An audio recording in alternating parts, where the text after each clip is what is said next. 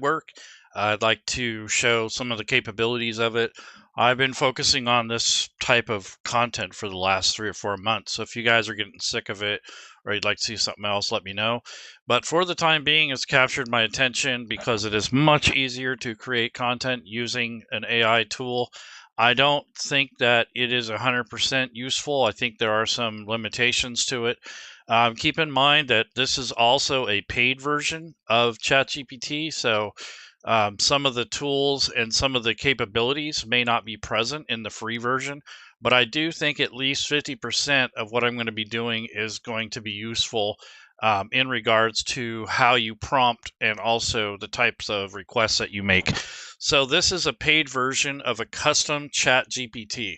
So what this is custom built. I made the parameters for it so that I don't have to keep asking it the same questions over and over and over. And this is actually from the paid version, but you can use the free version to create content pretty well. It's pretty decent if you use 3.5, but I'm going to use this drop down. And again, I'm going to show the back end of this because I want you to understand where some of this is coming from. But essentially this Chat GPT is the 4.0. It's the plus version. The training information that's included in it is up to April of this year. It used to be like 2-3 years ago. And it's been customized as a Fantasy Grounds 5e content creator, but you can actually switch that out for Pathfinder or whatever rule set you're into. And you can specialize in creating content for Fantasy Grounds Virtual Tabletop, and then in particular in the context of DnD5e. The responses will be tailored to assist with generating plain text rollable lists, NPC stat blocks, adventure templates, so on and so forth. So this is the sort of thing that you can do to make your job a little easier as a GM, especially if you do a ton of homebrew content. This would be a good way to generate content. So on the back end of this, I have some references, so I'm going to actually edit the Chat GPT, or at least show you the back end of it. So if I go into the edit mode, this is where you create the builder. And this is only available in the paid version, by the way. It doesn't work in 3.5. So in the configure area, this is where I have the actual data to help fuel what I'm doing here. So one of the things that I put in here is it's the creators specialize in generating content for Fantasy Grounds Virtual Tabletop, focusing on plain text, rollable lists, DnD5e stat blocks, and adventure templates. All outputs must be in plain text without HTML, bold text, or code blocks to ensure compatibility with the Fantasy Grounds import tools. So this is an important statement there because it can give you some weird stuff, and it still will, but it's less likely to happen now that I've given it some custom instructions. The GPT should, I'm going to put the custom GPT should provide clear, concise, and correctly formatted text suitable for direct use or modification in gaming sessions, avoiding any formatting that could complicate the import process. So that's part of the thing that I want to do with this, is I want it to give me good information based off of my data. So I'll say the provided custom data for this GPT should be provided with clear. Okay, so that's just the instruction set. And then I put that when in doubt, you refer to, and it gives the URL for the official SRD, the Creative Commons for 5.1. And then for Fantasy Grounds, this is important. I pointed it at NPCs and encounters. I pointed it at the effects automation for if you wanted to create like your code, your automation for the rule set. And then I'm going to add one more in here. So this is coming straight from the Atlassian guide. So this isn't nothing new. And this is available if you go to the internet and you go to the Fantasy Grounds Atlassian. A lot of the keywords and the things that are required to use Fantasy Grounds are here. So I'm going to click on the 5e rule set, and then I'm going to use this as part of the instruction set for my custom Chat GPT because this has all the basic controls. It has all the rule set specific stuff, and it even has some basic guides and some data management instructions. So I'm going to also say to refer to this. So I'm going to hit Shift and hit Control V. So this is going to help enhance its capabilities. It doesn't necessarily mean it's going to do everything perfectly, but it is going to have a good starting point, and that's what you want. And then I also reinforced it with some examples. These are PDFs of the kinds of content I'm looking for and how I'd like it formatted, because that's a big deal if you're going to use the NPC importer or the rollable list and the table importer or any of the tools that comes with Fantasy Grounds. So this is something that's kind of important to understand, especially when you're asking the Chat GPT questions. It kind of has to have some context and parameters. Also, another thing that's important is this code interpreter at the bottom is turned on. If not, you won't be able to upload the knowledge files. These could be PDFs, text files, Word documents, whatever you want them to be. But just keep in mind, you don't want them to be huge. I've seen people try to upload an entire PDF document. That's not the use case for this in most cases. You want to keep that down to probably like 20 pages each or so. And the reason for that, because if it has to scan through an entire PDF, it quite often will time out and you'll run out of memory. So it can take up to 300 pages of text as far as incoming data, but that doesn't give it any room to process or anything. So my rule of thumb for myself that I've learned over time is if it says you can put 300 pages worth of stuff, I normally stay to about 100 or less. And that gives it some headroom to operate, to analyze, and it's not going to take it as long so it doesn't time out. So that's really what I'm trying to iterate here, is that it can time out. I also created some conversation starters. So one of them is create a rollable list for importing into Fantasy Grounds. So that's basically a table. And the reason I said rollable list is because if I say table, it's going to make a formatted table, and that's not what I want. Also, it says generate a DnD5e NPC stat block for Fantasy Grounds, and I'm going to say with my template data. I'll say knowledge, because that's what that is. So that's my custom knowledge, but I want it to use the template. I don't want it to just willy-nilly, because it will. You don't tell it to use your custom data, it'll try to use its training first, and it's not always correct.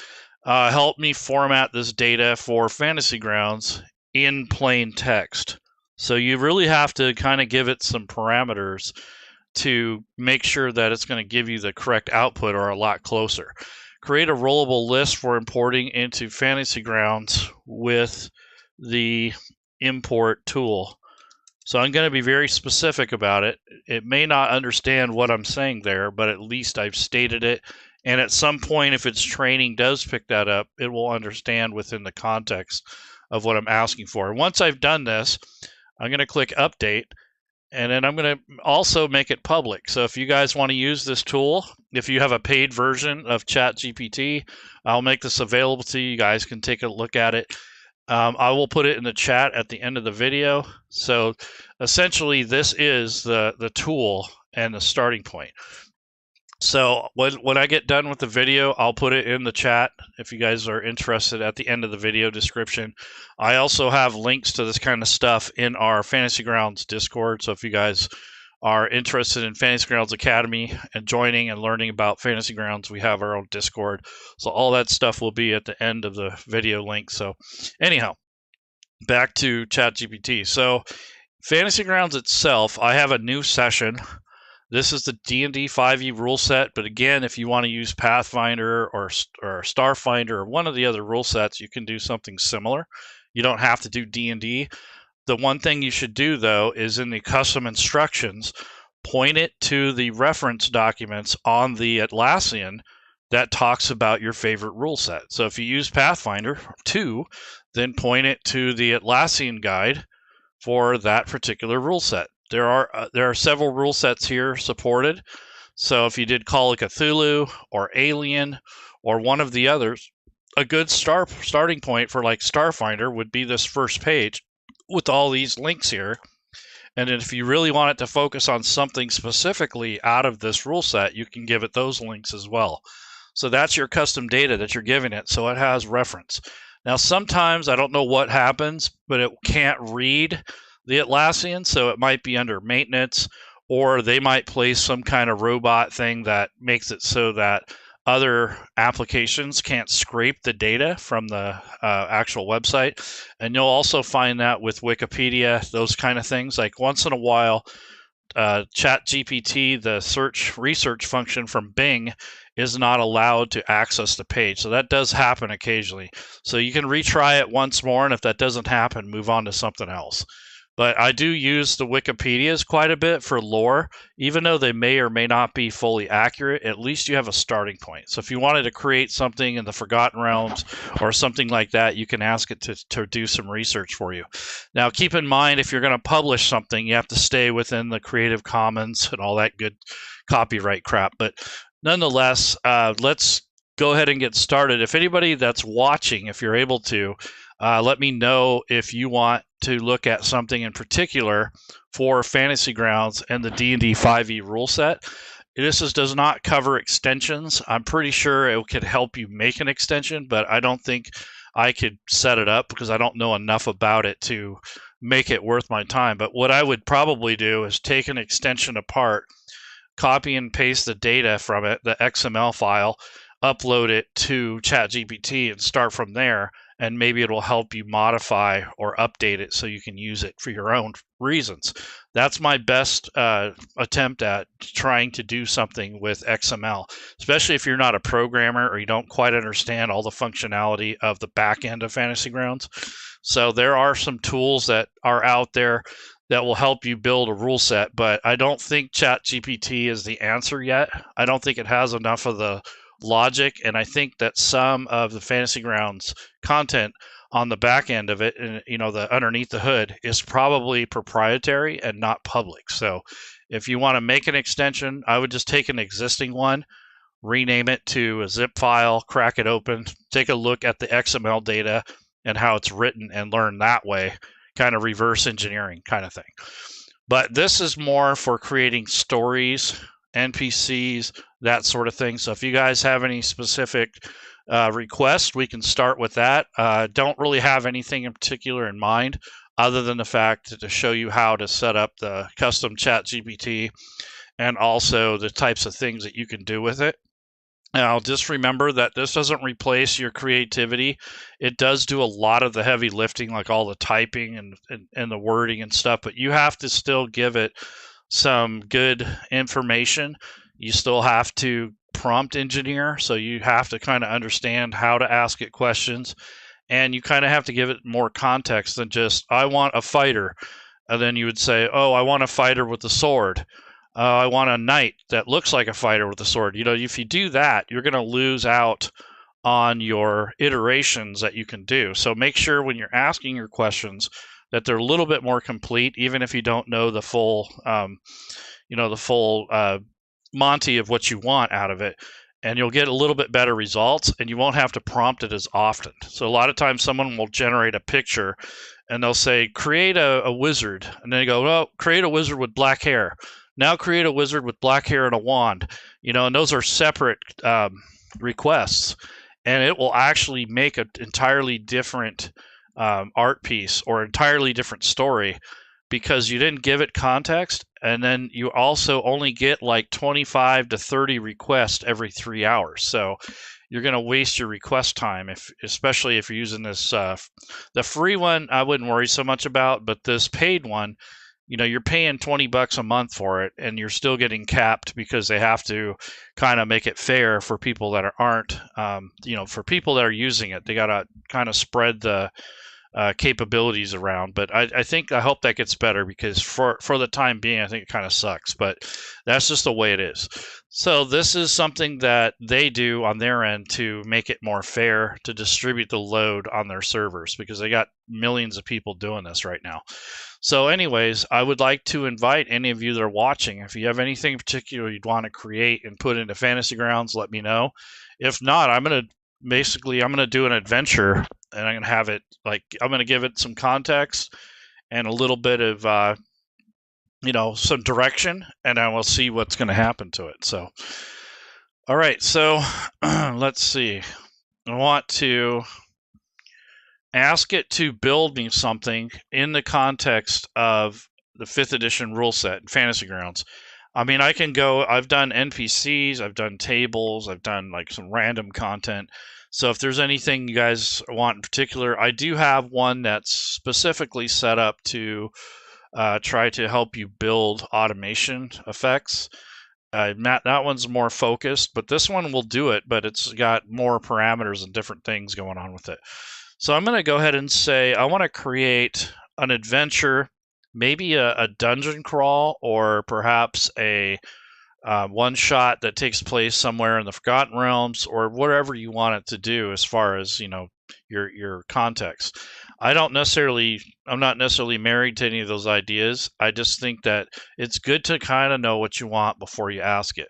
So I'm hoping to kind of give it a guide or some sort of context, so when I'm creating the content, I don't have to keep saying, okay, do this and do that and do this. And I also already have kind of a template for the output. So if I do give it some parameters, it's going to give me some organized outcome so that I can use that for an outline and then start developing from there. It used to be that it was harder to create everything in one session. Now that they've expanded the memory and the capabilities, you can create just about everything in one conversation. I think the next move or the next upgrade is that it's going to be able to read across your different conversations. So right now, each conversation is separate, and these conversations collect over here on the left, where it will remember what you were talking about last time, but they are separate. But I think what's going to happen is you're going to be able to learn from other conversations. So if you've already done some work over here and you start a new conversation, it's going to be able to access the other conversations, which is a really big step in the learning and to keep the model useful for your generation. So let's go ahead and create something. If you guys have anything that you want in particular, let me know. But I think I'm going to start off with a story, or a big bad evil guy, or some kind of creature, and build an entire adventure around that. So if you guys have a theme, or like an evil guy, or perhaps some kind of villain, and then we'll build that, and then from there we'll start building the story around it. I think it's a lot easier to do that than to try to create the villain, and have half of it done and then try to force Chat GPT to do what you want. That's really hard to do. You kind of get lucky when you're doing that. So it depends on what your goals are. But I think maybe we'll do. It's kind of cliche, but maybe we'll do like I don't know. Let's see. So something unique, and maybe I'll use it to brainstorm an adventure. So what I want to do is, first I'm just going to ask it to help me come up with a big bad evil guy or gal. So I'm going to say create a BBEG. It understands what that is. Create a beat that is set in the Forgotten Realms DnD5e setting. I'll say, please detail the motivations, backstory, lore, and we'll want a detailed description because I want to make an image too, and a detailed description. So if it comes up with something good, then hey, how's it going, Sundance Kid?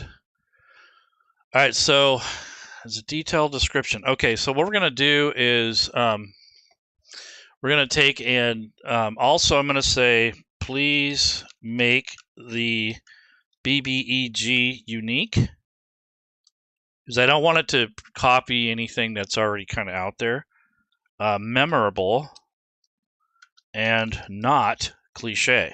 So I don't want something that's obviously been overdone.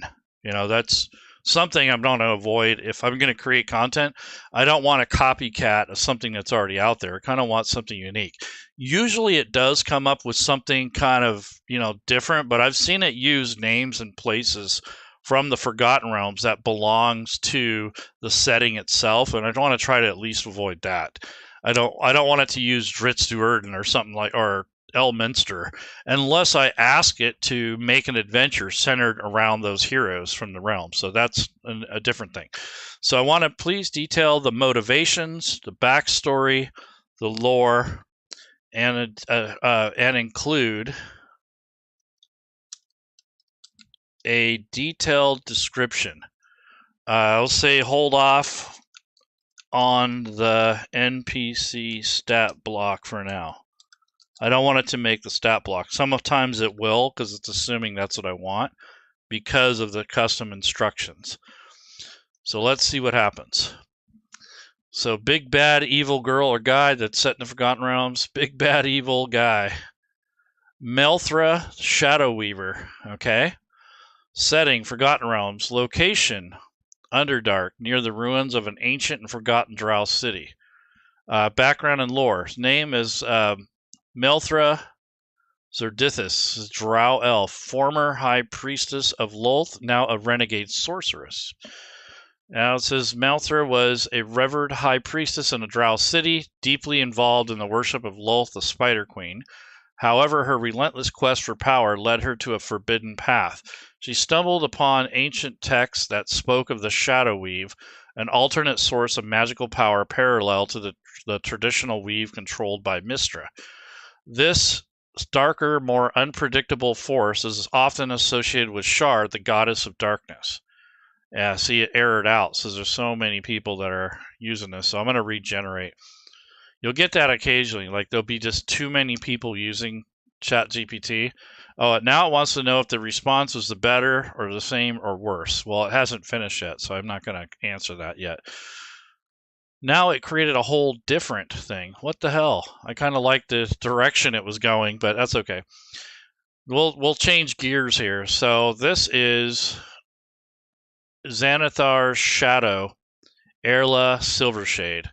She was once a renowned elven enchanter from the city of Silverymoon, known for it's a male, his kind heart and immense magical prowess. However, his life took a dark turn when his family fell victim to a brutal attack by agents of the Xanathar Guild during a journey to Waterdeep. Devastated by the loss and consumed by a desire for revenge, Erlar's grief transformed into a burning hatred for all criminal syndicates, especially the Xanathar Guild. Huh, interesting. So this would probably end up taking place in Waterdeep, in Undermountain, and the Skullport area. So that sounds kind of cool. So in the quest, in the quest for vengeance, Alar delved into forbidden magic, seeking powers that could help him dismantle criminal empires from within. His studies led him to ancient and dangerous knowledge, corrupting his once noble intentions. Alar emerged as Xanathar's Shadow, a mysterious and ruthless figure maneuvering in the underbelly of Waterdeep, using fear and manipulation to control various factions, all while plotting the downfall of the Xanathar Guild. So this is kind of political and kind of underbelly kind of stuff where you're kind of in the criminal elements.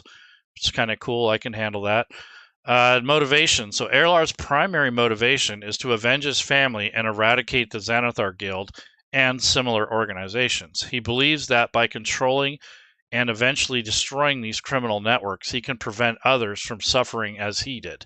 However, his methods have become increasingly extreme, often involving collateral damage and moral compromises. So this is kind of cool. I like it. So he's kind of like this noble dude or maybe some kind of outsider that's kind of went crazy, and he's kind of trying to get revenge.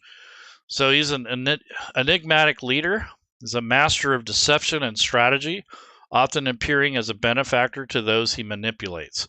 His true identity is unknown to most, making him an almost mythical figure in the criminal underworld. So he's kind of, maybe he has his own guild now, and that's kind of how he's going to infiltrate maybe a small little cult or something that kind of supports him. Let's see, he's skilled in enchantment and illusion, so he's kind of unparalleled in that, allowing him to infiltrate and manipulate organizations with ease. His magic is laced with shadows and whispers, a signature of his corrupted powers. He's got a twisted sense of justice. Erlar sees himself as a necessary evil, using dark methods for a righteous cause. This warped perspective makes him unpredictable and dangerous, so that's kind of cool. Network of spies and allies. Here we go.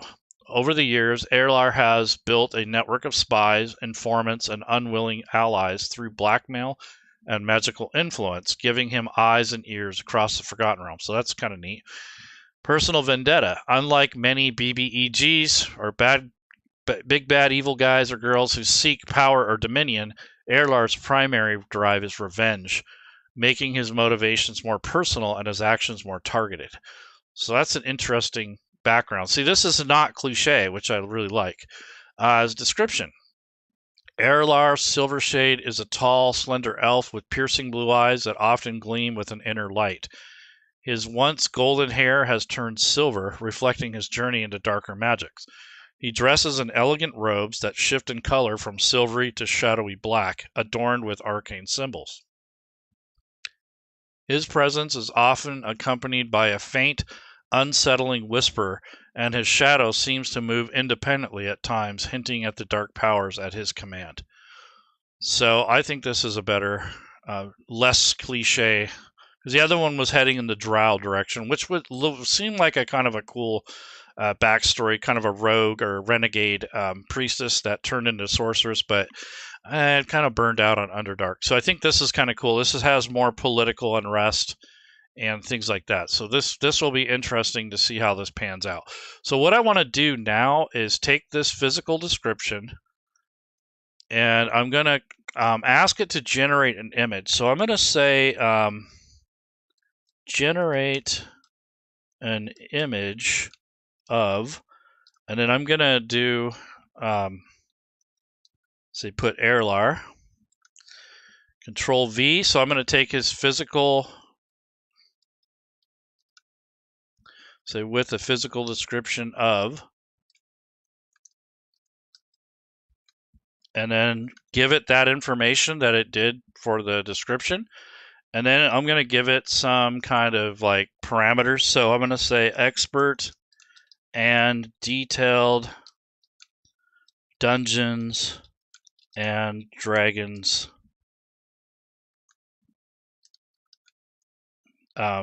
character artwork. So that will help, with that. And then I want it to be kind of a combination of oil painting and the 3D look. So I don't want it to be too flat, and I don't want it to look like a video game. So what I'm going to do is say, I'm going to say epic and professionally detailed digital oil painting art. So I want it to be, I want it to look kind of oil painting art style. And then the other side of it is kind of a 3D animation, 3D animation, if you guys have ever used any 3D programs. So let's see. I want it to render using Octane, which is a way to, it's a tool for 3D modeling. So Octane render style art. So I don't want a 3D object, but I want those two to blend. And we'll see what we get. And then the final thing is the orientation. So I kind of want it to be a tall kind of version.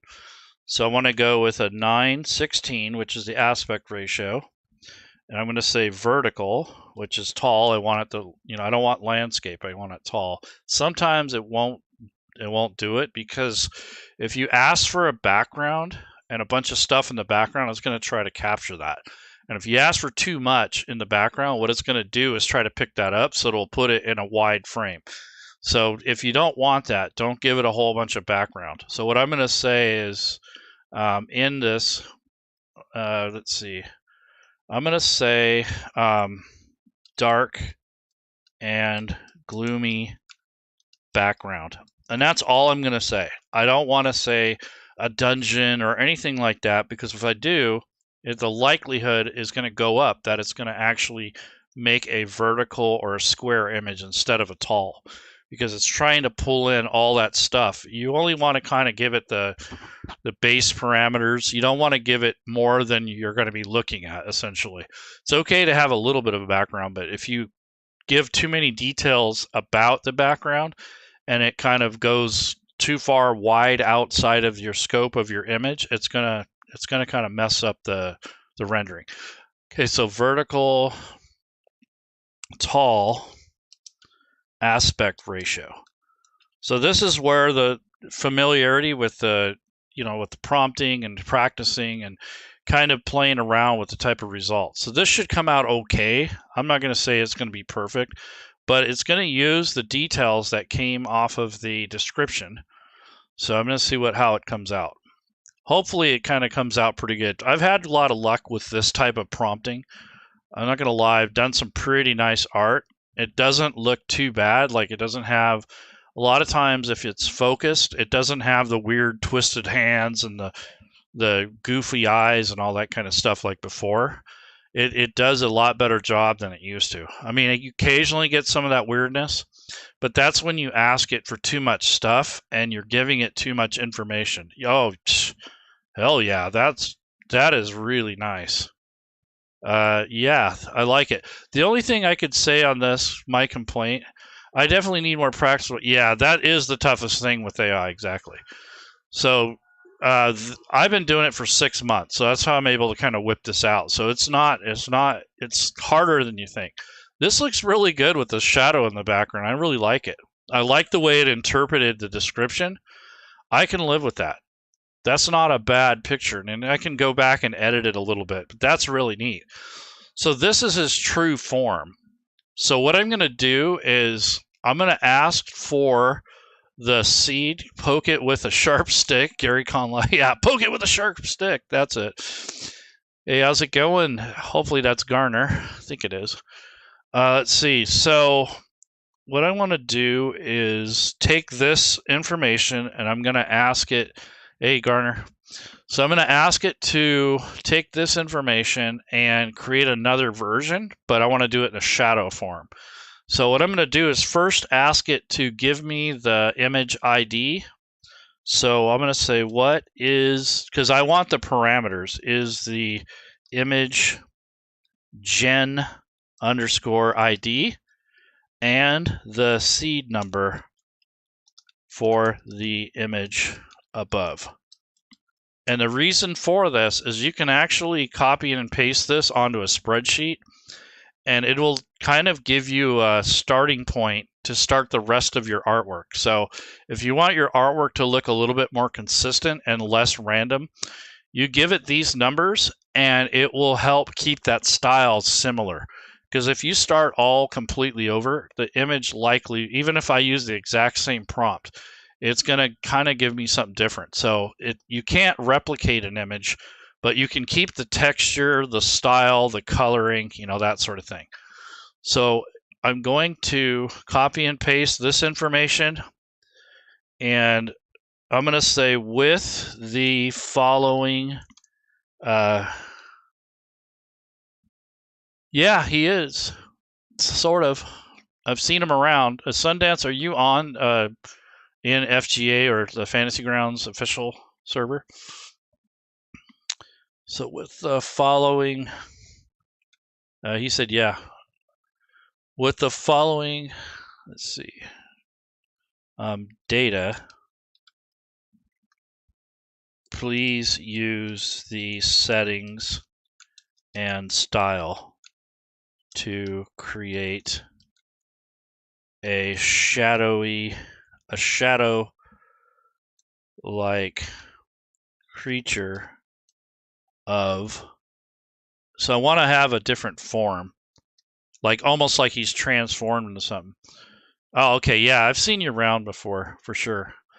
So please use the settings and the style to create. Okay, so what I want to do is I'm going to use that. And now, like I said, you can't make an exact duplicate. It doesn't do that. As a matter of fact, it's against that because that is a way to make a copyright problem. So it won't do the exact thing, but it will give you something similar. And the way it's formed and the coloring and the shading and stuff, it'll try to keep that stuff. So that's really cool. So we'll see what it does. Sometimes it does a good job, sometimes not. And his name is Erlar. Okay. So now that it kind of knows the style, I don't have to give it quite as much of a prompt.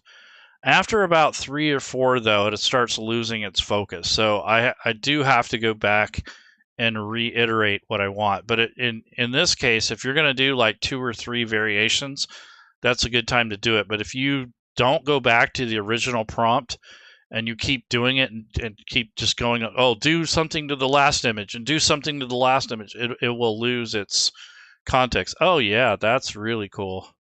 So yeah, see, it kind of has the same lighting and color, and I'll use that in some artwork that I might use later. Might maybe make a token out of it or something, and it has enough of a plain background where you can use it in other situations. So that's what I wanted exactly. So that was cool.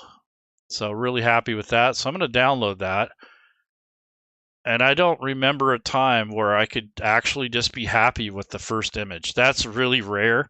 And especially when you first start using an AI program, quite often you got to do like 4 or 5 different iterations before.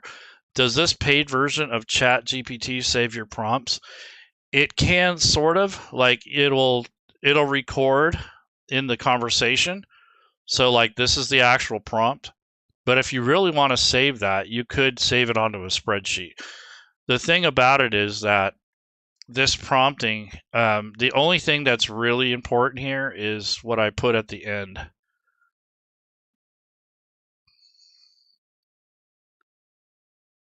Yep. I saved them in a Word doc. Yeah, same difference. It's a good thing to do because that way you don't forget like what you did, and that kind of helps. But this is what I did. So when I asked it, the main thing was this part right here. And that's really what's driving the style and such. All this stuff here can be changed and swapped out. So the main thing is keeping focused on what do you want to see as opposed to everything. You don't want to say he's carrying a sword because that's below the belt here. So that may be something that you'll have to reprompt and say, well, now you want a full body image with him carrying a weapon or something like that, because that's kind of going to mess with how this thing works out. So, you got to kind of watch that. But if you take something like this, I'm going to go ahead and copy it and then go into Canva. And I'm going to start a new project. So I will just make it a square image because I don't really have anything in mind. And then I'm going to hit Control Victor or Control V, put that in there, and kind of use this as something to kind of have a starting point. And then I'm going to also grab the other image just in case. So that, and then this here. So I'm going to copy that, and that's going to be like his alter ego, or perhaps his new form. So you can do something like that, and kind of keep this here for reference. And then that way, if I need to make tokens and stuff out of it, they'll be right here. And I can do all that in this particular app here. But you can take this, like I can make some really incredible stuff with this if I, really put my mind to it. So this here, I mean, I could stretch this out. Let's say I'll delete this for right now. You take this picture, kind of stretch it out, make it more like a portrait instead of a half body shot, and then mess around with, what's revealed and what isn't. And let's see. So take that. Okay. So there we go. So that looks pretty good. not bad. And then what you can do is, you know, kind of edit this. So if I didn't want this background, I could probably go to this edit photo and then do this background remover. Play around with it, see what you can get at. See, there we go. So now there's the image without that background. Or I can use some of these color filters, you know, do that, change the coloring around. So there's quite a bit you can do with these images. So now I can use this and use a whole different background, you know. So things like that. That makes this more useful and handy in the long term. But you know, it's just kind of up to what you need it for. So you can change these colors or turn the intensity down so it's not so drastic. Kind of gives it more of a realistic look or a different lighting, so you're not stuck with the same stuff. So it helps to edit the stuff after the fact. But now let's go back to Chat GPT. So I kind of got some starting images.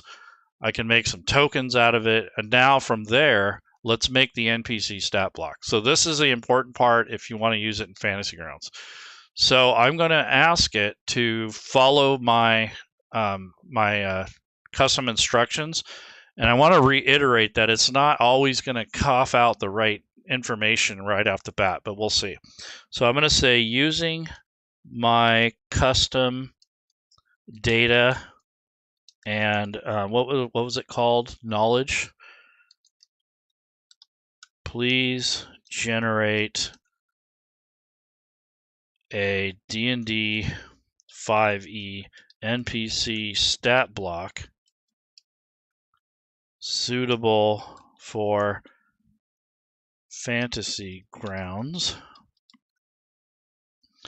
And what I want it to do is make it plain text. I don't want bold and all that other crap because it'll try to do that. I'll say using plain text, no bold, no bullet points because it likes to do that. And I already kind of have this instructions, but I want to make sure that it actually does things.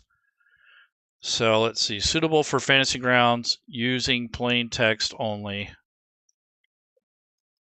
no bullet points, and the ability scores are horizontal. See, these are stuff I've already given it, but I want to make sure it knows exactly what I'm saying. In 2 rows and 6 columns, because this is often one of the things that breaks. So let's see, 2 rows, 6 columns, table style, with the ability score acronyms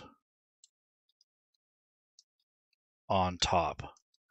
And then I want to say all traits and actions should use a period and not a colon, because it likes to do that too. I don't know why. Even if I yell at it stuff, it still tries to do it its own way. I haven't figured out how to get it to stop doing that, but I've done a lot more. I kind of know what to look for now, and I kind of used to how it behaves.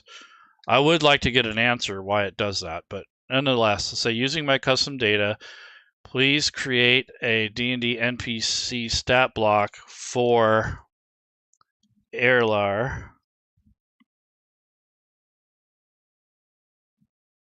Let's see, Erlar Silvershade. Kind of like his name. It's not bad. I mean, it is kind of generic, but it'll work. And I'll say appropriate to a CR9 NPC and suitable for Fantasy Grounds, blah, blah, blah. Okay, we'll see what it does. I get too nervous because I think it's going to just give me the wrong thing. I'm so used to it not doing what I ask that I have to do that. Okay, so far so good. It looks like it's trying. I'd see it's doing bold. I asked it not to do bold letters, but that's not the end of the world. I don't like that though, because I did specifically say no bold letters. But that's okay. It's not going to kill it. So it's got the traits, spell casting. Looks like it's a mage of some sort, which makes sense within the context of the adventure. It has shadowy escape, multi-attack. It has a shadow blade, which is kind of cool. Reactions, it uses a parry. Background, it's pulling some of the data from the backstory, so that's pretty cool. I like it. So I want to change a couple things. So this is what I'm saying about reiterating 50. Damn, it's got 8th level spells. Yeah, I don't know why though. That doesn't make sense. But yeah, it kind of, well, 15th level spellcaster. So it is pretty. So a CR9 NPC is pretty powerful. Let's see. So what I want to do is multi-attack. It uses 2 attacks with the Shadow Blade. So that's pretty cool. It does an extra bit of psychic damage, which is really neat. Let's see. Do I want to change anything? I mean, I wanted to check. So another thing you got to do is check the armor class. So 15 with mage armor. So he has a 3 base. So does that make sense? I don't have the rules in front of me, but does mage armor give you up to 15? So hopefully that it doesn't necessarily stack, but I wanted to make sure that's right, because sometimes it doesn't calculate that properly. You have to go back and say, hey, check all your stuff. And so what I will do is I will do one more iteration, but I want it to make sure it double checks everything. So I'm going to say double.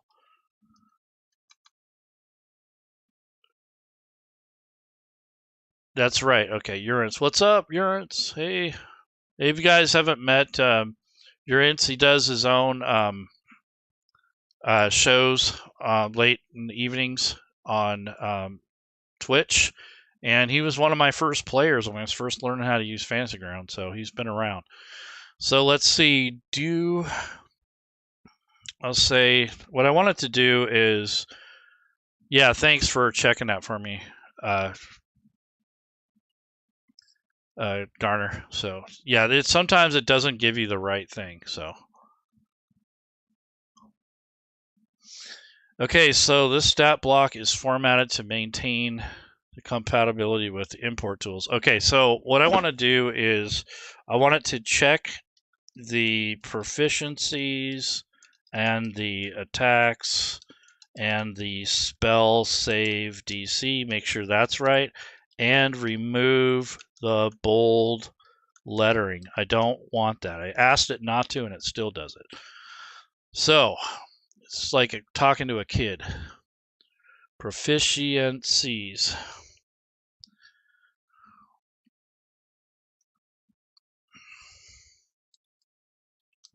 Check the proficiency bonuses and the attacks and the spell save. I put CD, so DC, comma, and remove the bold lettering.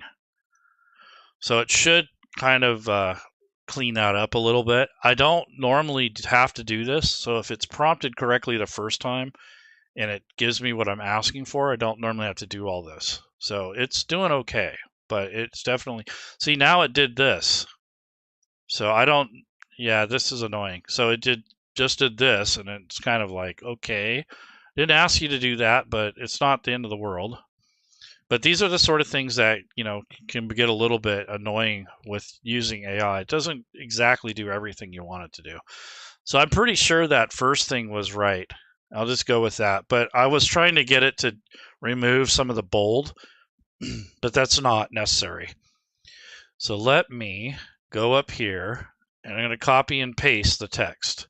So all this text up to the name here is going to go into Fantasy Grounds. So copy that, go into Fantasy Grounds. I'm going to go into the campaign data and go to NPCs.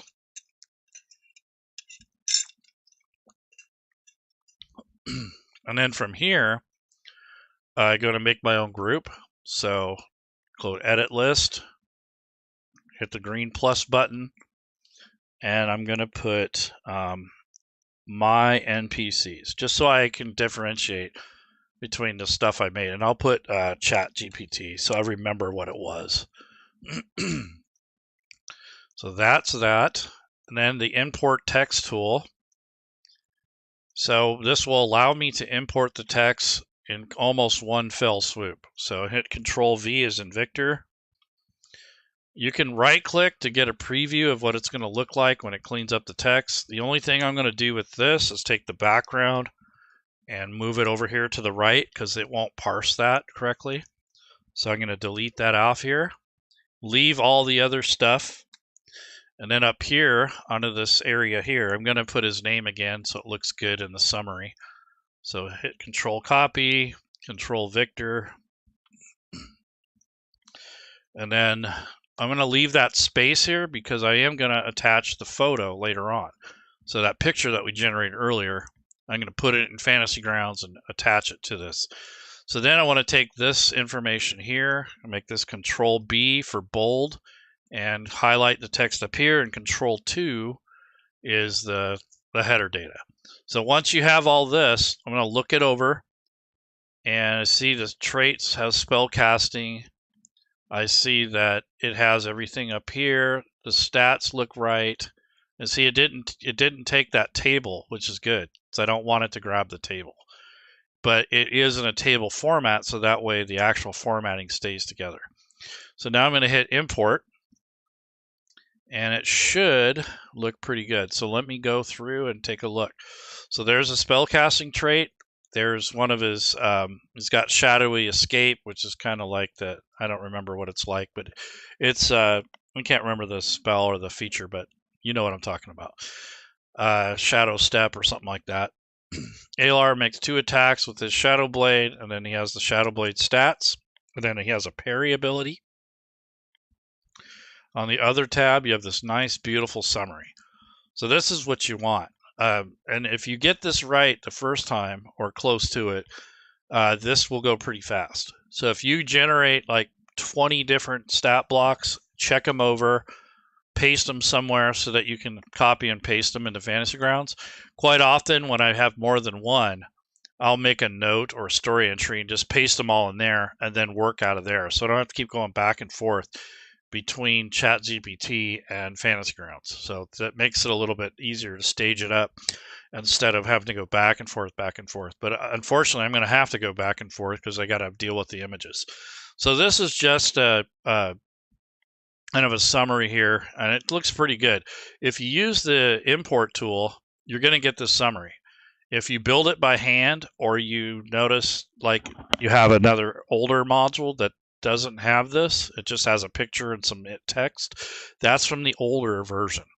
So the only way to get this is to use the import tool. If you start from scratch or you have an older stat block that you copy and edit, you're not going to have this kind of look here. So this is coming from the import tool, and this is really nice looking. I like the way this turns out. So this is just like a summary on the back. So again, I'm going to make the token, and then I'm going to make the artwork and put it in Fantasy Grounds, and we'll go over that. So if there's any questions, I'm going to ask now about Chat GPT, because I'm going to put Chat GPT aside for a little bit, and I'm going to end up going into the Canva program and some of the other stuff online for tools to edit. So this is the Chat GPT version. And what I could do at this point is, instead of going to the artwork, I can make more content. So maybe instead of doing the artwork, because I don't want to waste, that takes a lot of time, but you can import the artwork, make your own tokens, and attach those to the actual NPC. And that makes it a lot cleaner and a lot nicer. Do all your rendering of your stat blocks, and then do all the artwork, and then edit all the artwork, then put it all in Fantasy Grounds, then import all your NPCs, and then link them together at the end. So if you have more than one to do, that's kind of a methodology or a way to make that process a little faster. So if you've got like 6 NPCs you want to do, try to do it all at once, and then do all the artwork, and then do all the importing. And so if you do it like that, you're not bouncing back and forth 50 million times between tools. You're only doing it once, so you don't have to go from the artwork back to the stat block, then to a token, and back to another token. And you start doing that, it takes a long time to do this stuff. So you need to come up with a methodology and a way for you to make your process better. So what I want to do is I want to make a rollable list, and I'll import that into Fantasy Grounds, and this will be part of his stat block, so to speak. So I want to say create a rollable list, and like I said, if I say table, it's gonna, it'll make a table. I don't want to do that. So I call it a rollable list, just plain text. Create a rollable list of the typical, I'll say, behavior and responses that ALR might display or say during an encounter. So I kind of want to give him some context. So if you don't know the character very well, this might help a GM give some more context to this guy. So if you don't want to read the entire module, try to figure that out, I'll give him something to start with. So you might say during an encounter. And I need to specify how many results.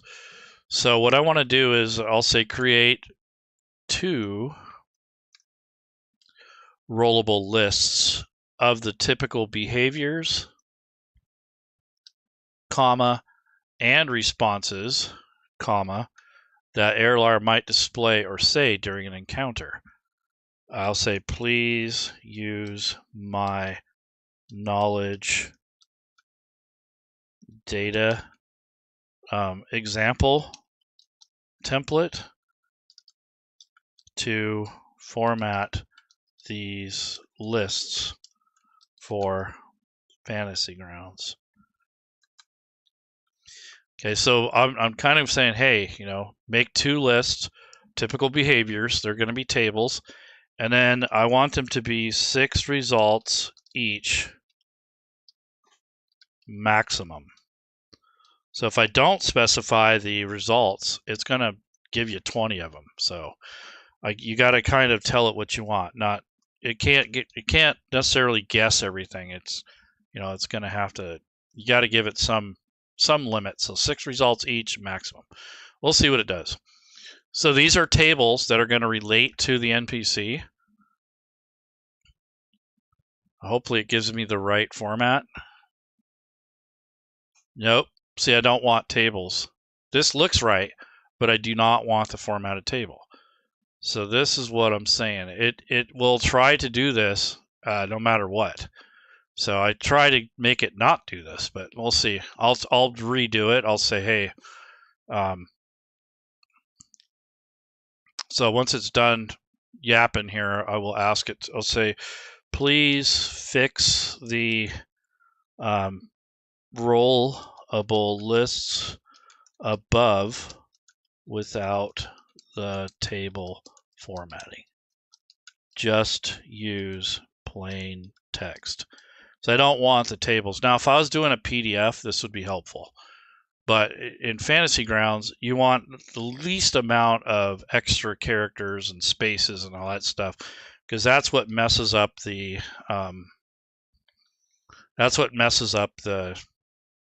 parsing. I guess I put it all in caps so it knows I mean business. See, that's all I wanted, something like that. Because when I go to copy this into Fantasy Grounds, it's not going to put all that extra spacing and crap in there as much. I like what it's saying here. It's saying something like, here's the behavior, and then here's the responses. So I kind of wanted this for role-playing context and to give this guy a little bit of character, not just a plain old bad guy. So what I'm going to do is take this table, and we don't tell this program or this app that it's a table. But in Fantasy Grounds we do. So if I go to the Fantasy Grounds and go to Tables, I'm going to create a new group, hit the Edit button, And I'm going to retitle this as Chat GPT tables. And then go to that particular part of it, open this up. Now, what you want to do with this is for Fantasy Grounds, this is going to be delimited, so that's the separator. I'm going to say pipe because I'm using the line, because I don't want to use commas, semicolons, or colons because those can occur within a sentence. So if you're using story elements, this would be tough to use. The column headers are in the first row, and the table range is in the first column. So you're defining the data input that you're going to be putting in here. So what I want to do is go back to this Chat GPT and stage up the text. So I don't want to keep going back and forth. So if you have the ability to, you can go back in there. I'm going to take both of these and copy those, and then go into Fantasy Grounds and paste it somewhere in like a note or something. So this way you don't have to keep going back and forth, and you can kind of stay within Fantasy Grounds. So if I go to the player, go to notes, and then hit this for a new note, and just use this for my staging area. And then from here, I'll copy the content that I need for the table. So this first table is going to be called Airlar Silver Shades Typical Behaviors. So that's going to go up on top. So Control Copy, Control Victor. Why is that not doing that?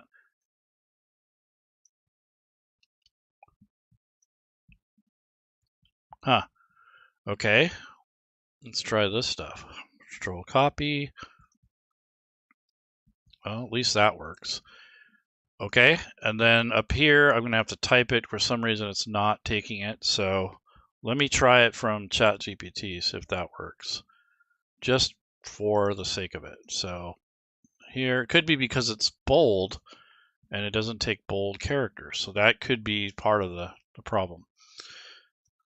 Let's see if it takes it from there. Yeah, I don't know why it won't take it from here, but it could be the formatting. So then if you are worried about it, you can take these spaces out, but I don't think it's going to count them, so I won't worry about that. But generally, you don't want a bunch of spaces in between everything. So I'm going to go ahead and hit import. And why did that happen? How weird. It did this so many times. Weird. So it did kind of mess up because I didn't take the spaces out, so it made this extra space, but that's not a big deal. You didn't hold your mouth right exactly. That's exactly it, too. It's something stupid, for sure. Okay, so there's that, and there's the title, and the chat is output, but I want to make sure that it's not visible. So it's only visible to me, not the players. So when I roll it, result 6 is he remains still, his gaze fixed on the party as if waiting for them to make the first move. So these are just some things that you might attach to the NPC stat block in here so that you have some role-playing notes. So I can go back here and make another section. We'll call this role-playing content. And besides the photos and everything, we'll have some context here to use during a game. So if you're kind of burned out or you don't have any inspiration, at least you have something back here to work with. I think this is a missing component in a lot of content that's out there. They don't even bother with this kind of stuff. And I think it's important, especially if you're new to the game, to have context. If you're experienced, you can kind of wing it and make your own up. But this is one of those things where, what the hell is going on here? Let's see, Control Z. I think I need to hold my mouth right again for some reason. So move this out.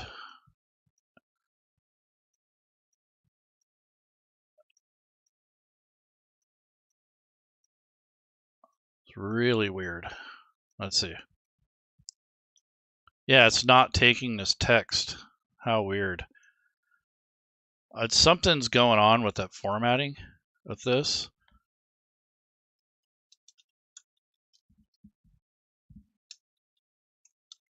It's probably got some extra HTML in there. That's probably what's bothering it. So it should be giving me the name of the shortcut. So I went ahead and closed it, lock it. Now I'm going to unlock it, see if that'll help it.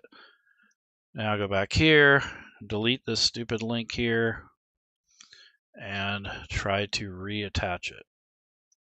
Yeah, I don't know what's going on. It should be giving me the actual link. It doesn't even look like it's doing it right. Something is messed up. So it could be this title here, this block there could be something in here that's, let me do Control A, delete, and let's try let's see, Alar silver shade behavior. Yeah, I don't know what it's doing, but whatever it is, it's not quite right. So 1d6, there's the behavior. Yeah, it had something to do with when I pasted the product in there, it had some extra HTML that you can't always see. So that's what it was. So when you're copying and pasting from different sources, you might run into that. Okay, so that's that table. So it wouldn't have taken long if I wasn't dinking around with that formatting. Okay, so I'm not going to do it that way anymore. So that was a waste of time. So that, for tables anyway, so I'm not going to do that. So let's do another table.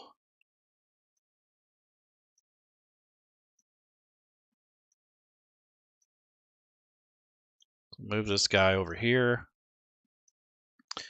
And tables. And this time I'm going to create the other table, which is the dialogue, essentially. So let me see. Let's go back to Chat GPT. I was trying to avoid like going back and forth, but in this case, it's inevitable. So I'm going to copy and paste this title first, and then Control Tab back to Fantasy Grounds. Put the title up here, and then Alt Tab back to Chat GPT, and use this text here, and then copy that, and then Alt Tab back to Fantasy Grounds, paste that in there. Now what I want to do is show you is this didn't make those spaces here. So that was probably better to paste it out of the Fantasy Grounds, or excuse me, out of the website instead of Fantasy Grounds, because it was putting in all that extra HTML, which is why I was having trouble.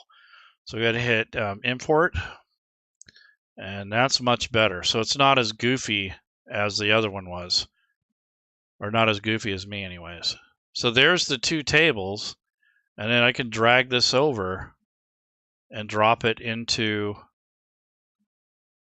here, and there we go. So there's the responses and behavior. So this is something that you can do with your big bad evil guys.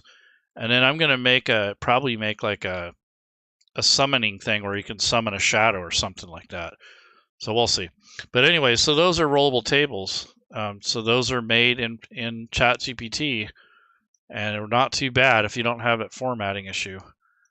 That'll definitely save you a little time in the long run. Obviously, it took me longer than I expected, but at least there's something there. You know? So this is just role-playing content for this villain. So that's kind of cool stuff you can do. So I don't know if you guys want to see anything else. I don't want to do this all day and night, but if you guys have anything particular you want to see, I was going to put in the tokens and such, but I don't want to do that during the show because I think that's kind of getting off topic. But if you want to make a complete NPC, you do all the art, all the stat block stuff, all the extras like these tables, make your encounter like if you had a summoning or some kind. Let me look at his spells. So he's got Firebolt, Mage Hand, Prestidigitation, Ray of Frost, So he doesn't really have any summoning. He does have a dimension door, dispel magic, fireball, disintegrate, finger of death, mind blank, and then he has shadowy escape. So he doesn't have a way to really summon any minions. However, he does have that cool shadow blade. So let's see if we can make that.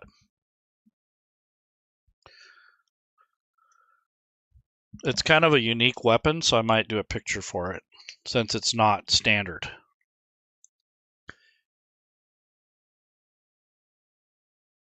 You showed us everything explained in detail, but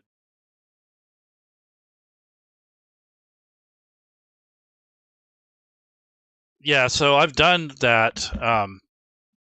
I've done that in other shows, but saving time is kind of relative to what you're making. But typing all this stuff out and having to go in and change everything manually is a lot of work. If I had made this by hand, this would have taken me over an hour to do. I spent an hour yapping about it, but if I was working by myself and I wasn't explaining it and I didn't have these formatting issues, it would have taken me probably like less than 10 minutes to make that entire thing, including the artwork. So I want to, let's see. I want to take and make the shadow blade. So I want to say, please create the magical shadow blade.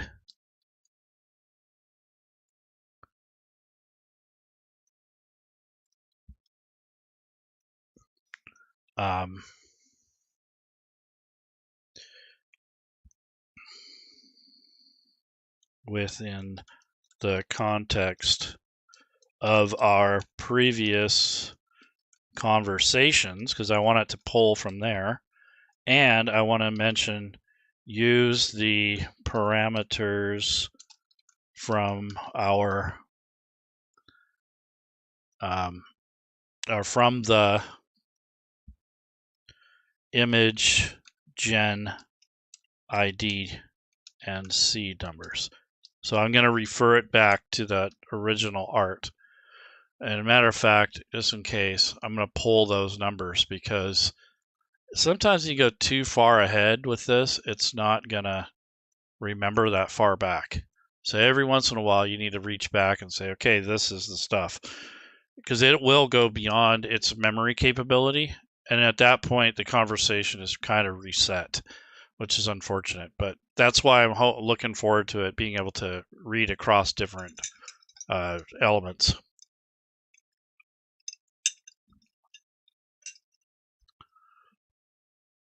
We'll see what it makes. It may look like a piece of crap, or it might be something cool. We'll see. But it's just more handouts, like stuff you can give out. So maybe, yeah, that's okay. I don't mind that, but it looks like something out of a video game or something. I don't know. It doesn't look quite the way I want it to be. So let me try to recreate. It looks more like a dagger. And it's because it's trying to shove it into that square. So please recreate in a 16 by 9 or horizontal. That will probably give it more room. Landscape version. I'll say, please recreate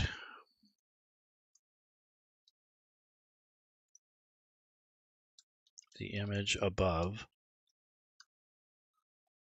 but in a 16:9 horizontal landscape aspect ratio.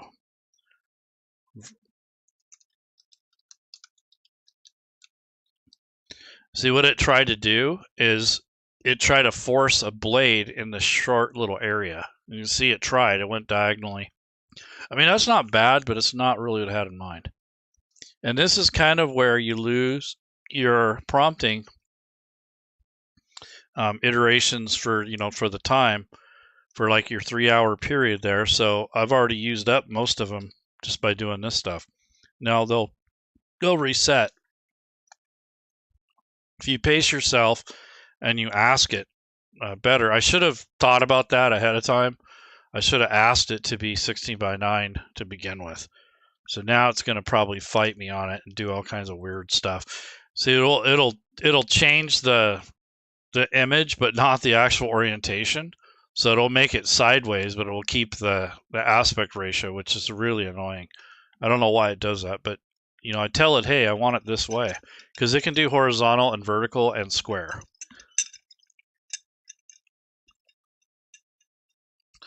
But this really can save a lot of time, and if you are able to do the art part of it, I mean, obviously that's going to save you a lot of time, because you're either going to be digging around on the internet, or you're going to be looking to wait for a year for someone to make a nice piece of artwork, or maybe a few months on their backlog.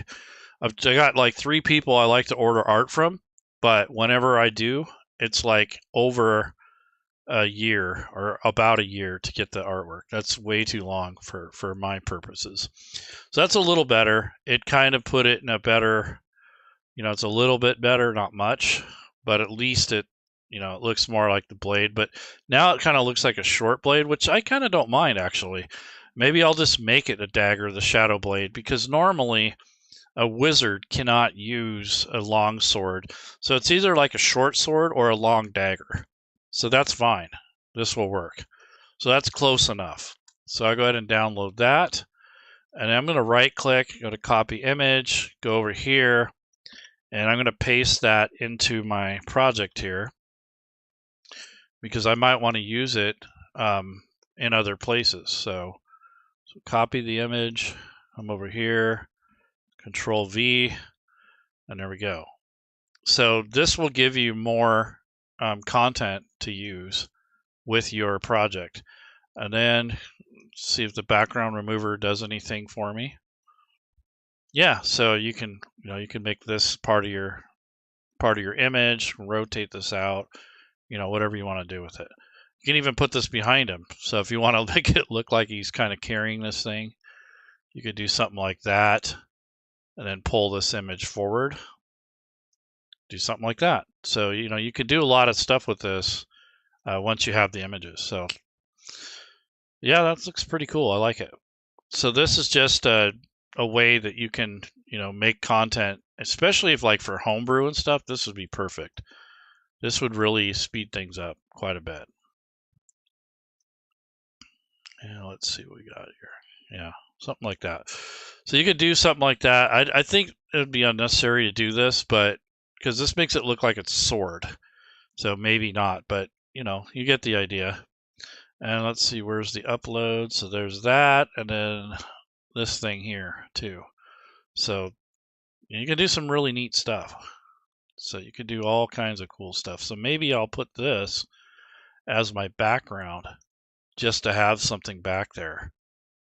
So like this, and then go to positioning, goes all the way to the back. Yeah, looks pretty cool. And put this guy right here. You could do all kinds of cool stuff. But that's supposed to be him in his shadow form. So you could do all kinds of cool stuff. So I might take this thing and move it over and just kind of use this as a prop, and then use this here. So that it's not too bad for something you can whip out pretty quickly. So that's not too bad. And then for elements, let me try some. Let's go with some mist. We can do. I'm the big mist person, so I definitely like that. So put this little mist down here. Kind of helps it blend into the photo a little bit more. And then go ahead and add some, like maybe some blue or gray magic. So magic glow. So maybe something, let's see. Let's go with this little sparkly thing. Maybe put that on the sword or the blade itself. Make it smaller, of course. And then fade it out so it's not so pronounced. There we go. So you can do all kinds of really cool stuff with that. It just depends on how much time, patience, and the tools.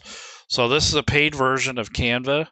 You can use the free one. You just won't have all the assets. You have to have a paid version for all that. But you can do most of your arranging, and you can make your own assets with the Chat GPT. But I think it looks pretty good. It's not too shabby. And of course, I don't want this. This stuff is starting. I need to fade that a little bit. It's a little bit much. There we go. I don't want to ruin the detail of this bottom part, but at the same time, I kind of want to help blend in the photo with the image, so that kind of helps with that. All right, so there's a picture. Now, if I wanted to render this, I can just go to Share, Download. I can pick either PNG or JPEG. I usually do PNG, so I can stretch it.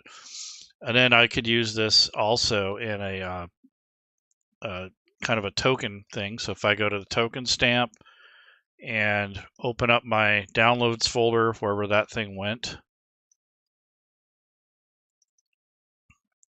Whoops. So new volume, downloads. Okay.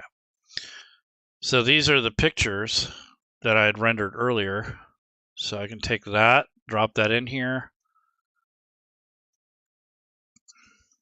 Make that a little bit smaller. Looks pretty damn good. Then take this, maybe make that like that. Change the color of the border to like kind of a lighter kind of gray color. I think we're golden. So this would be a nice looking token for that particular NPC if you wanted to go this route. So download that. So this becomes a 256 by 256 square. So you can readjust it to 200 if you want, whatever you need to do. But I'll usually upload it into back to my project file, so it's all in one place. So I can take that token that I just made, put it in, put it with this, so I have it in one spot, so I don't have to look for it. And if I need to render it or make another version of it, I can. Because I'll do is I'll make a template with the size that I want, like a 300 by 300 or whatever, and then I'll put the token in there and then render it. And then if you need to, you can convert it to WebM or whatever file format you want. But for one token, I don't think I need to do that. But if I had a whole collection of tokens and a whole bunch of art, I would probably batch convert all of that using WebM so that it doesn't take as much room. Because when you make an entire module or an adventure, all those little images like maps, tokens, handouts, artwork, all that stuff adds up. And they don't want the module any greater than 100 megabytes. So if this is like a commercial product for Smiteworks or something like that, you want to make sure that those images are reduced a little. And they have guidelines. So if you look at the Atlassian guide and you go to the main area, they have guidelines on how to make this stuff, or at least how they want it done. They have how-to articles, and then they have also like developer guidelines and stuff like that. So those are just kind of things that you'll keep in mind if you're going to do conversion work. But yeah, this is kind of a fun thing to do. I'd rather do this actually than watch TV, unless it's a really good football game and all my teams are out. So never mind on that. But yeah, it's just one of those things that it could be that something that that you do as a hobby, and you start getting good at it, you practice, and it won't take you as long to make stuff, and you'll get kind of a routine. You'll find all your free tools. Like I use this for tokens. I'll use GIMP for editing images, and I'll use like this WordPad ++ to stage up the text. And you start getting into all that, you'll get better at it, and it'll get quicker. But if you're home brewing, this is the way to go. I mean, this is easier to do, I think, than hand typing everything. It just takes forever to do it. So this is the way to go. Anyhow, you guys take care, And you guys have a good week. We're getting closer to Friday. Happy New Year. And if I didn't cover anything here, or you don't like the content, let me know. I'm good. I'm a big boy. I can handle criticism. But instead, use Chat GPT as a tool, not a way of life. I've kind of made it a way of life recently because I wanted to learn how to do it effectively.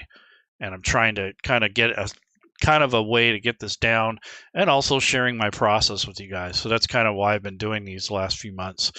But take care, everyone. And just remember that Chat GPT is not the solution for everything. It's just a tool to use to create content. And it can do